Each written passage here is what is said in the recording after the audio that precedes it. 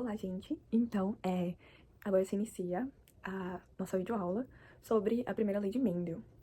Antes de começar, né, eu vou dar alguns avisos, que primeiro ignorem qualquer barulho que tiver. Tentei ao máximo gravar em um momento que não tivesse tanto barulho, mas infelizmente não controlo o mundo, né? Não tem como fazer com que ele fique em silêncio.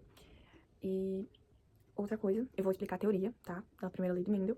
E por último, eu vou trazer um exercíciozinho que vai aplicar tudo que a gente aprender na prática, certo? E é isso.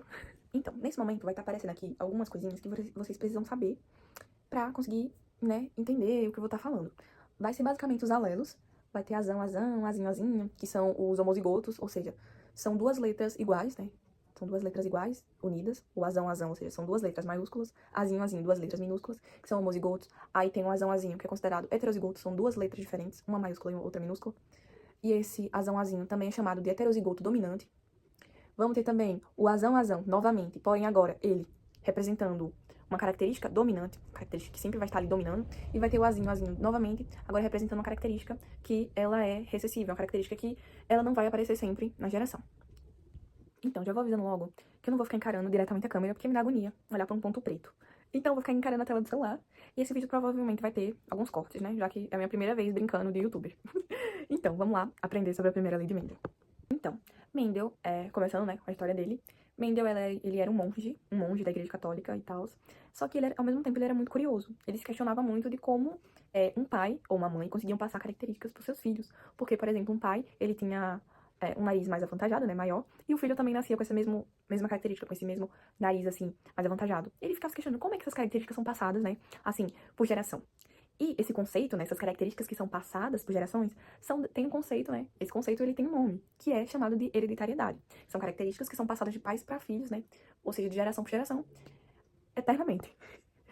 E o primeiro ponto, né, da primeira lei de Mendel é que essa lei, ela estuda e trabalha apenas com uma característica por vez, tá? Esse é um ponto muito importante que vai diferenciar a primeira lei de Mendel da segunda lei de Mendel, porque a primeira, ela vai estudar uma característica por vez, tá? Por vez. Ou seja, vou exemplificar para que fique melhor para que vocês entendam.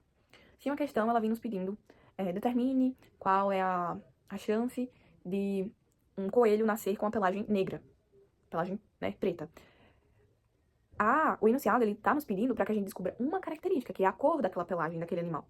Mas se a questão viesse nos pedindo, descubra qual é a coloração da pelagem desse coelho e se o peso é liso ou longo ou curto, tá? Aí a gente já tem o quê? Para descobrir duas características, a cor do pelo e o tamanho do pelo. Então a lei de Mendel trabalha apenas com uma característica por vez. Ou descobre a cor do pelo, ou você descobre em outra parte, né, o comprimento do pelo. Então essa é uma diferença muito importante na lei de Mendel. Então, assim, já seguindo essa linha de raciocínio, a gente já vem pro primeiro ponto da lei de Mendel, que é o monohibridismo. O que é o monohibridismo? A palavra mono significa um. Hibridismo significa mistura, união. Ou seja, a lei de Mendel vai trabalhar uma característica por vez. E vai trabalhar a mistura dessa característica, né, pelas gerações. Como essas características vão se misturando e vão reproduzindo e tendo outros herdeiros que vão ter, sim ou não, essas características. Ou seja, essa mistura, essa união de características. Outro ponto da primeira lei de Mendel é a segregação de fatores. Sara, o que é segregação de fatores? A palavra segregação significa separação. E fatores é basicamente os alelos, que são essas letrinhas aí que eu já mostrei na tabela anterior. Azão, azinho, azão, azinho. Ali são basicamente as representações dos alelos, que vão determinar as características, né? Então, essa segregação dos fatores, como eu falei, segregação é basicamente a separação, e fatores é basicamente o homem, o macho e a fêmea, tá? É basicamente a separação dos alelos dos machos e da fêmea, resumidamente. Ou seja, por exemplo, um cara lá que quer procriar, né? Um homem ou uma mulher, claro, né? Querem procriar lá, querem ter seus filhinhos. E aí, pra que eles possam ter esses filhinhos, né? Eles vão precisar de quê? Exatamente. De óvulos e de espermatozoides para conseguir, né? Fecundar um embrião. E, sim, Sara, onde você quer chegar com isso? Aí é que está. Para que essas características, né? Porque quando um feto ele é criado, ele vai ter a união das características do pai e da mãe, né? Vai ter a união daquelas características e aí foi assim que a gente chegou aqui na Terra. Não foi por passarinho, não sei como é o nome. Mas, né, para produzir os espermatozoides e os óvulos, precisa ter essa segregação de fatores, essa separação das características, né, dos alelos do pai e da mãe, ou seja, o pai vai separar as características dele, a mãe vai separar as características deles, que vão se unir no momento da fecundação para gerar os gametas. Vai ter um encontro dos gametas, né, no caso. Com isso, eu trouxe essa representaçãozinha aqui, Sou muito artística, né, claro. E aí eu trouxe essa representaçãozinha aqui. Aqui representa um alelo, que está representando um alelo masculino, porque sim, aqui são 2 espermatozoides, tá? Não sou das artes. Mas aqui nós temos a representação de um alelo, tá vendo? Um alelo de um homem, em que ele possui alelos que são heterozigotos dominantes, né? Que é composto por um azão e um azinho. E nesse momento de segregação dos fatores, ou seja, segregação, divisão dos alelos dele, o que vai acontecer? Esses alelos vão ser divididos na metade. E foi o que aconteceu aqui nos espermatozoides, para formar os espermatozoides, que foi isso que eu representei aqui, tá vendo? O azão veio pra esse espermatozoide e o azinho veio pra esse espermatozoide. Aconteceu uma separação aqui, e aí veio um pra cá e o outro pra cá. Não vai os dois. Por exemplo, as características masculinas não vão as duas de uma vez só pra apenas um espermatozoide. Não. Vão ser divididas, vai passar um alelo pra cá e o outro alelo pra cá. A mesma coisa na formação dos óvulos da mulher. Vai um pro lado, vai outro pro outro, e aí vai formar os gametas masculinos e os femininos que vão se encontrar no momento da fecundação. E aí foi assim que a gente surgiu.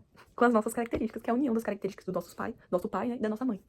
Como eu falei anteriormente, né, vai acontecer essa separação dos alelos, né, para formar os gametas, tanto masculino como feminino também. Não vai os dois alelos, né, o azão e o azinho, como eu representei na foto, de uma vez só para o espermatozoide. Não, eles vão ser separados.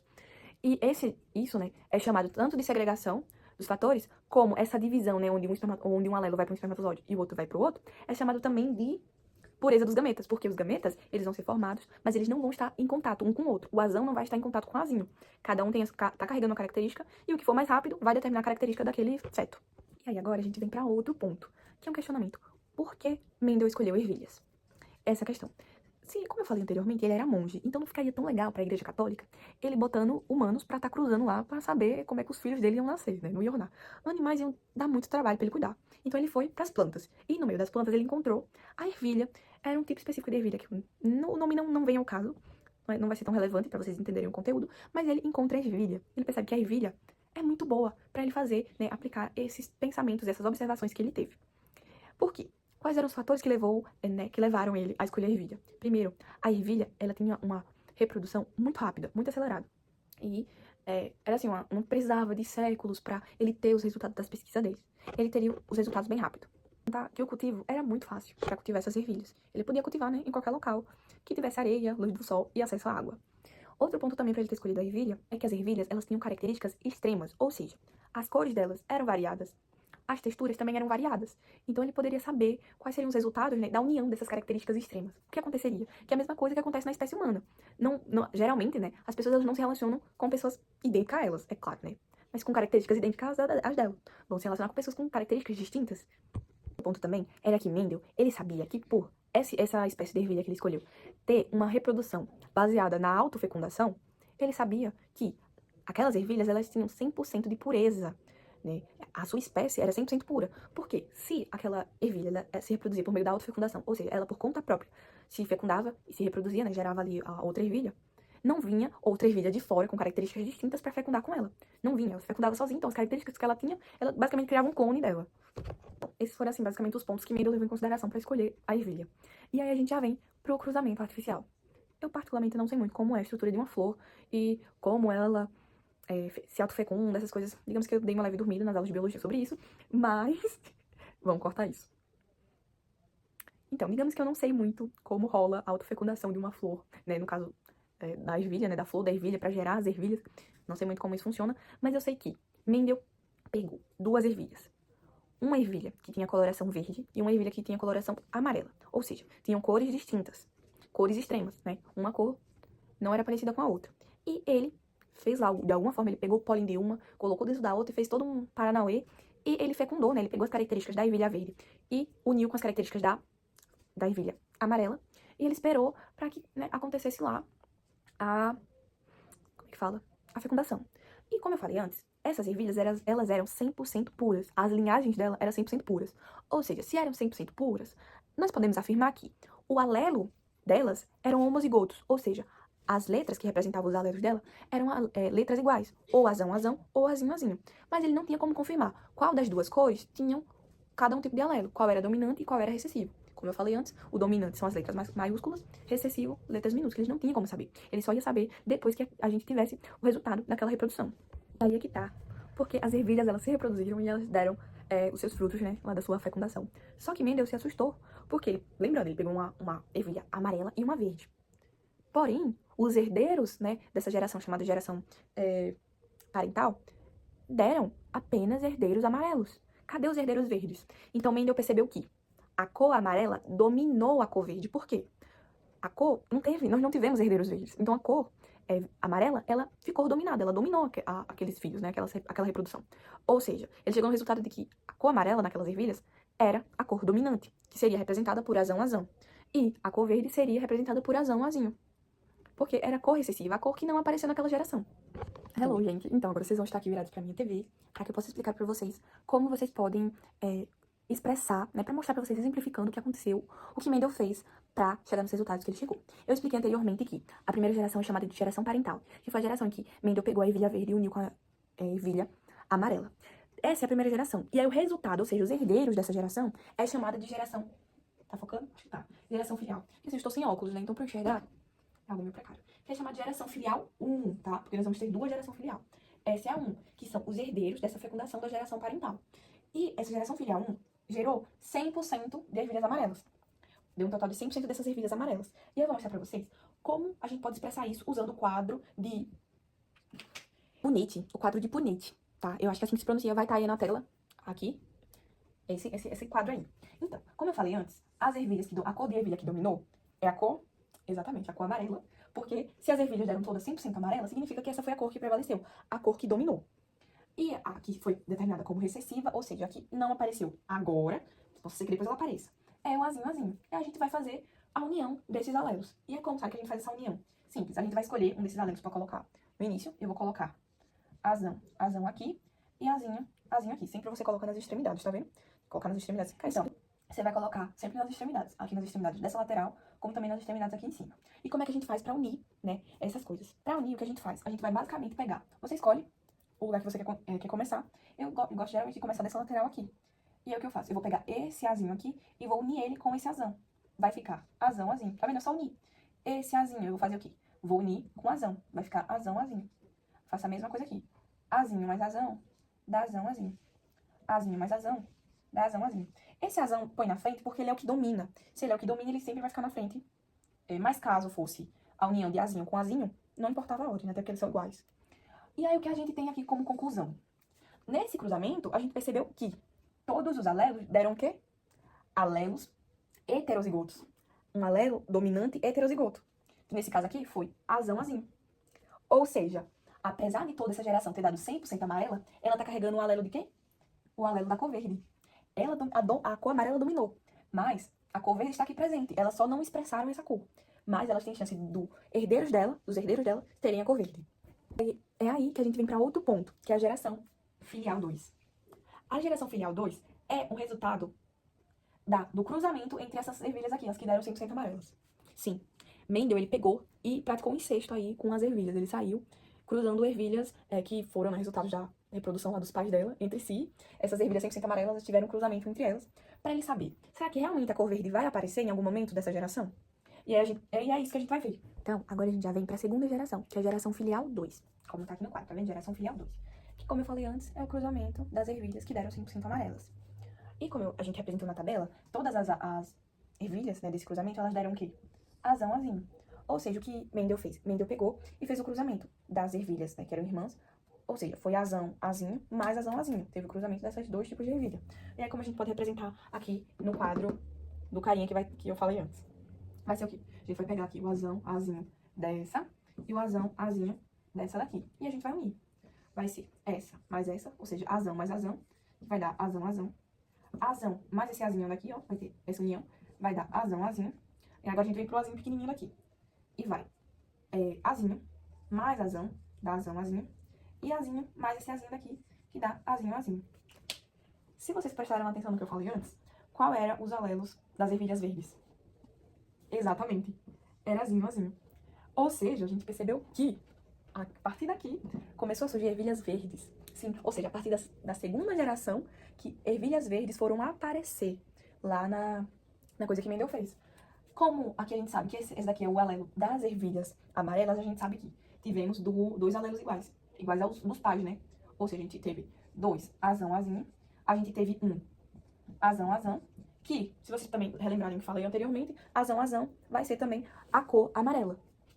Ou seja, tivemos um total de 3 ervilhas amarelas. Ervilhas amarelas, vou inventar de escrever não, porque vai ficar gigante. Mas 3 ervilhas amarelas. E quantas ervilhas verdes a gente teve? A gente teve uma ervilha verde. Chegando a um total que, se a gente aplicar aqui um pouquinho de porcentagem e tal, a gente vai perceber que tivemos 75% de ervilhas amarelas e 25% de ervilhas verdes. De todos 100% aqui das nossas ervilhas, 25 delas darão a cor amarela e 25 delas darão a cor verde. Então, Mendel percebeu que, apesar de uma característica não ser dominante, ela será recessiva, que é o quê? Uma característica que vai surgir e deixar de surgir, né? Vai surgir em outro momento, naquela geração. Eu já ia me esquecendo, mas que bom que eu lembrei, que são 2 conceitos da primeira lei de Mendel e da genética em geral, que é o fenótipo e o genótipo, que é bom vocês saberem a definição de cada um, que é bem simples. O que é fenótipo? Fenótipo são características visíveis. Características, por exemplo, cor da pele, cor do cabelo, cor do olho. São essas características que são mais visíveis, tá? E o genótipo são características que são basicamente as letrinhas que eu represento para vocês, são esses alelos, e são características que estão mais ligadas ao nosso interno, o nosso organismo. Por exemplo, o nosso tipo sanguíneo. Tipo sanguíneo não é representado por letras? Exatamente, eu não sei explicar, assim, muito essa questão dos tipos sanguíneos, mas tipos sanguíneos são representados por letras, então essa diferença de fenótipo e genótipo. Um refere a características visíveis e outras faz referências mais às características internas, e é representado pelas letrinhas. Olá, gente! Então, nesse momento eu estarei trazendo pra vocês, pra que a gente possa aplicar, né, o que eu acabei de explicar, um exemplozinho sobre essa primeira lei de Mendel. É bem simplesinho de fazer, vocês vão tirar de letra. E o enunciado diz o seguinte: sabendo-se que o albinismo é uma doença recessiva, foi o que eu coloquei aqui na TV. Albinismo, doença recessiva. Se vocês prestaram atenção no que eu falei, os alelos que representam essa questão de recessividade é o azinho, azinho, ou seja, as letras minúsculas e iguais, tá? Que é chamado de homozigoto recessivo. Ou seja, né? Sabendo que o albinismo é uma doença recessiva, responda: uma mulher com pigmentação normal. Ou seja, essa mulher, ela não tem o albinismo, né? Porém, entretanto, todavia, ela é filha de um pai albino, ou seja, de um pai que possui esses alelos. Ou seja, se, apesar dela não ter essa doença, o pai dela tinha, ou seja, o pai dela doou pra ela um desses alelos. Ou seja, o pai dela doou pra ela essa característica do albinismo. Apesar de que a característica que a mãe dela doou, porque pra ela ter pigmentação normal, a mãe dela também, né, precisou ter pigmentação normal. E teve doou, né, o alelo da pigmentação normal pra essa garota. E o que fez com que os alelos do pai não fossem dominantes, né? Não dominassem nas características da filha. Ou seja, essa garota vai ter a união do alelo recessivo do pai dela com o alelo dominante da mãe dela. Ou seja, ela vai ter os seguintes alelos: azão, azinho. O azinho que foi doado pelo pai, né, pra ter a característica do albinismo, porém o da mãe, que é o azão, dominou, né, dominou o albinismo e não fez com que essa garota tivesse albinismo, e sim a coloração da pele normal. Ou seja, a gente já tem esse ponto, né? É uma garota que tem a coloração normal, que tem o pai albino, ou seja, ela carrega essa condição em si, apesar dela não ter, né? Que foi tudo que a gente falou lá na questão de Mendel, que apesar das ervilhas serem 100% amarelas, elas carregavam o gene das ervilhas verdes.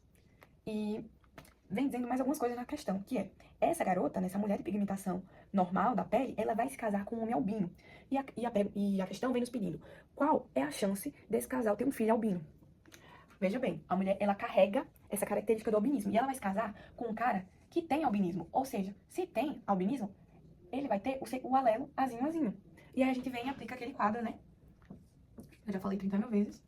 A gente vai aplicar esse quadro. E é o que a gente faz. A gente só vai pegar, colocar aqui esses alelos, né? Vai ficar azão, azinho. E coloca o do cara aqui, azinho, azinho. A ordem não vai alterar os resultados. Se eu quiser colocar os alelos do cara aqui e o da mulher aqui, não vai mudar nada, tá? E a gente faz a união que eu já falei. Esse azinho vai se unir com o azão, vai ficar azão, azinho. Esse azinho vai se unir com o azinho, vai ficar azinho, azinho. Esse azinho vai se unir com esse azão, vai ficar azão, azinho. E esse azinho vai se unir com o azão.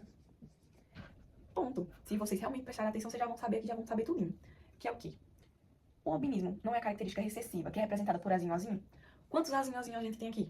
A gente tem 2 azinho, azinho. Ou seja, a gente sabe que 50% de todos os filhos que esse cara for ter, vai ser, por exemplo, se ele tiver 4 filhos, né? Aqui representado cada filho dele. Desses 4 filhos, 2 teriam albinismo e outros 2 teriam as mesmas características da mãe. Teriam pigmentação da pele normal. Teriam pigmentação normal. E os outros 2 puxariam aos alelos do pai. Teriam pigmentação com albinismo. Seria uma margem de 50-50. 50% com pele normal, 50% com pele com albinismo. Ou seja, aqui a gente aplicou, né, essa primeira lei de Mendel, porque a gente quer descobrir apenas uma característica, que é: esses filhos vão ter ou não albinismo? E a gente chegou nesse resultado. É isso, gente. Assim acaba a videoaula sobre a primeira lei de Mendel. Vou deixar aí, acho que na descrição que fala, né, alguns links de exercícios para que vocês possam resolver aplicando a primeira lei de Mendel e ver os professores resolvendo, né, que é o mais importante, para que vocês possam fixar o assunto na memória de vocês. É isso. Tchauzinho.